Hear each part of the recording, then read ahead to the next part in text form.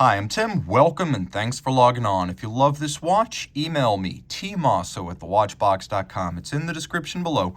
Your purchase and pricing email question line for buying this or any watch you see on any of our platforms. Reach out to me directly. Email tmosso at thewatchbox.com with inquiries.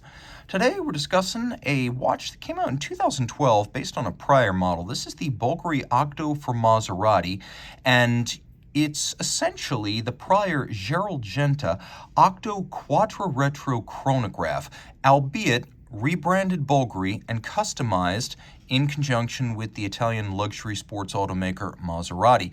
So this watch has a lot to offer. It's a very aggressive sporting model that's swimmable, beautifully crafted, has a high horology pedigree, and, if you are automotively inclined, a cool backstory. It's also large, in 45 millimeters diameter and stainless steel. It's 15.1 millimeters thick, and from lug tip to lug tip, 50.5 millimeters with an extraordinarily broad 31 millimeter spacing between the lugs. We're going to throw this on my wrist so you have a better sense of proportion. It is a very large watch, and it's too large for my wrist. So when I throw it on my wrist, which is 16 centimeters, you can see that the strap is flaring out beyond my wrist, and there is a lot of stiffness to the strap. If your wrist is 17 centimeters circumference or larger, you're going to find that this is a good fit. 18 centimeters, 19 centimeters, now we're really talking. It's going to be a good fit and proportional, so that's my sizing guidance for this watch.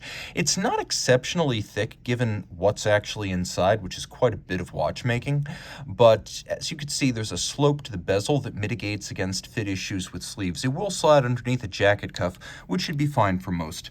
Taking a quick look, you can see graphically what I mean by strap stiffness. I can't pull the strap straight down out of the lugs. So not only is the watch 50.5 millimeters across the wrist, but there's some flare in there, almost as though it were 60 millimeters across the wrist. Now the strap is a beautiful piece, don't get me wrong. It's very substantial. It closes the gap to the flank of the case. It is cut specifically for this watch, and it's unusually large lug spacing. It's a matte finished black. You can see it's a bonded strap, so the calfskin on the bottom and the alligator on the top are held together adhesively rather than contrasting stitched, so this creates a very thin, sleek look. You can see the overlapping of the scales. The specific manufacturer of the strap is tiered and exceptionally luxurious. It's thick too. You can see in profile there's a folded edge, and the layers of leather are exceptional. There's a little bit of articulation, but not much. Jumping down to the clasp, it is a double folding clasp, so double folding with twin trigger release. This is a large, heavy, and expensive watch, so you'll be happy to know it only opens when you press these triggers inward. Taking a quick look, you can see it's a deploying clasp, which means it'll mitigate against the possibility of dropping your watch. That's what a deployant does. It creates that full circle that's harder to drop. There's a little pusher adjuster right here that can be used to adjust the hour without affecting the position of the minute hand. So that's what that is. That is the hour jumper of the retrograde and jump hour display. The watch is faceted and fantastically faceted. The octo shape was a Gerald-Genta design before it was Bulgari's, and you could see all of the nuance and complexity that Bulgari would later ride to a sort of signature position in the industry. Well, this was the beginning of Bulgari branding of the octos, and in 2010, 2011, Bulgari was phasing out the Gerald-Genta name, but not the Gerald-Genta shapes, and so that's where this comes from. Also, unlike some versions of the Bulgari Octo Finissimo, which are somewhat monotonous in their finish, this is a nice contrast between polish and satin, and the contrast works for the best here, really bringing out the degrees of articulation and the complexity of this layered shape. The dial is unusual in that it's surrounded by a tachymeter that appears to start at somewhere between 7 and 8 o'clock on the dial. Now, normally tachymeters start a few degrees off of 12 o'clock, because that's where the chronograph seconds hand typically starts. But watch the reset here. We have retrograding chronograph minutes and hours, but we also have an inverted chronograph seconds hand that starts at the base of the dial. So you have a tachymeter that can be used to gauge the speed of a race car over a kilometer. That's usually the example. And of course, Maserati, past and present, renowned for racing and high performance. We also have a dial that consists of champ-levé lacquer. So champ-levé is where you start with a piece of metal, and then by reductively scooping out recesses, you create little wells that are then filled in using multiple layers of lacquer or enamel. And so here we have champ-levé, and what appears to be the bars of a Maserati grille. These are actually the dial base, the visible parts of the dial base that have been elevated and plated and polished and then filled. All of these little wells have been filled with blue lacquer and then several clear coats on top of that and hand finish to create this champ-levé pattern. It is artisanal, it is beautiful, and it is enduring. Now we also have elements inherited from the underlying Gerald-Genta GG 7800 movement. So we have a retrograding date at 6 o'clock, retrograding chronograph hours at 9, retrograding chronograph minutes at 3, and of course the jump hour and the retrograding minutes for the time of day. So we'll just demonstrate that real quick because it's part of the theater of this watch.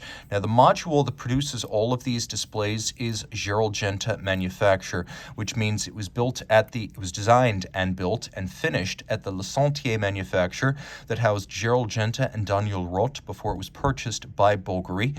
That operation is still going today, and that is where luxury Bulgari watches today are made, but they still service these older Gerald-Genta movements, so you never have to worry about parts or service access.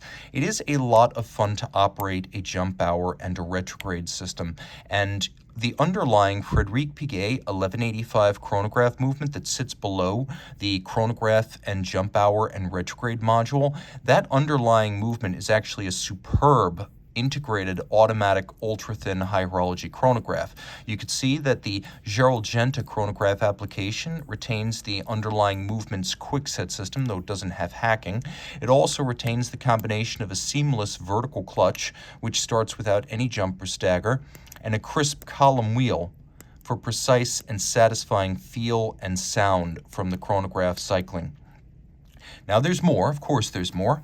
Underneath this Maserati Trident with signature Maserati metallic blue, blue is the signature color of Maserati, we have the GG 7800. So it's a combination of a Frédéric Piguet 1185 unidirectional winding automatic chronograph with 38 to 45 hours of power reserve and the Gerald-Genta module on top of that.